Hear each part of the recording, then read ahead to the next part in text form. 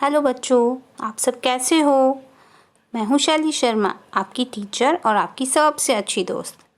क्या आप जानते हो आज हम कौन सी कहानी सुनेंगे? तो बच्चों, आज की कहानी का नाम है एकता में बल। तो बच्चों, एकता के बारे में तो आप सभी जानते हैं। एकता का मतलब होता है कि हम सबको मिलजुल कर रहना चाहिए। तो बच्चों, हमारी आज की कहानी भी ऐसी ही है। आज की कहानी में आपको पता है कौन कौन है? तो आज की कहानी एक किसान और उसके 4 पुत्रों की है। उस किसान का नाम था धर्मवीर और उसके चारों बच्चों का नाम था मोहन, सोहन, रोहन और चेतन। वह किसान बड़ा ही मेहनती, ईमानदार और न्यायप्रिय था। उसकी न्याय की चर्चा पूरे गांव में होती रहती थी। परंतु उसके चारों पुत्र आपस में लड़ाई झगड़ा करते रहते थे। बच्चों, आप भी आपस में लड़ाई झगड़ा करते हो ना? तो लड़ाई झगड़ा करना बुरी बात होती है। हमें आपस में नहीं लड़ना चाहिए। तो उनको देखकर वो बहुत दुखी होता था। वह चाहता था कि उसके बेटे आपस में प्यार से रहें।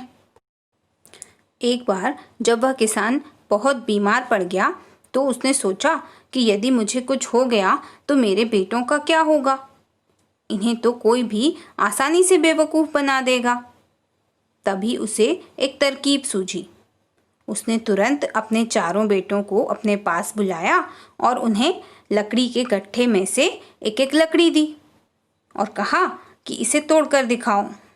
तो सबने अपनी लकड़ी बड़ी ही आसानी से तोड़ दी। फिर किसान ने कहा कि अब चारों लकड़ी के गट्ठे में से एक एक लकड़ी लाओ और उसे बांधकर एक गट्ठा बनाओ। तो उन चारों ने ऐसा ही किया। फिर किसान ने कहा कि अब इस गट्ठे को तोड़कर दिखाओ।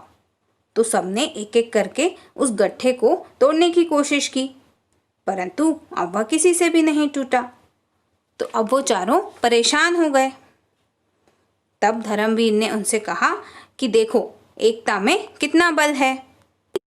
फिर किसान ने उन्हें आगे समझाते हुए कहा कि जब तुम सब अलग अलग अपनी लकड़ियां तोड़ रहे थे तब तो लकड़ी जल्दी टूट गई थी, परंतु अब एक साथ बांध देने पर लकड़ियां नहीं टूटी।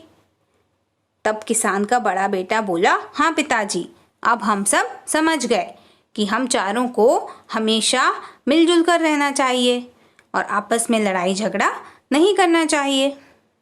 यह सुनकर किसान बहुत खुश हुआ। तो बच्चों, मोरल ऑफ द स्टोरी ये है कि हम सबको भी हमेशा मिलजुल कर ही रहना चाहिए। अगर हम सब एक साथ रहेंगे तो किसी भी मुसीबत का मुकाबला आसानी से कर लेंगे। और इस प्रकार अंत में किसान और उसके चारों बेटे मिलकर खुशी खुशी रहने लगे। तो आपको ये कहानी कैसी लगी? आप मुझे कमेंट करके ज़रूर बताना और इस कहानी के बारे में अपने फ्रेंड्स को भी ज़रूर बताना। और हाँ, वीडियो को लाइक, शेयर और चैनल को सब्सक्राइब भी ज़रूर करना।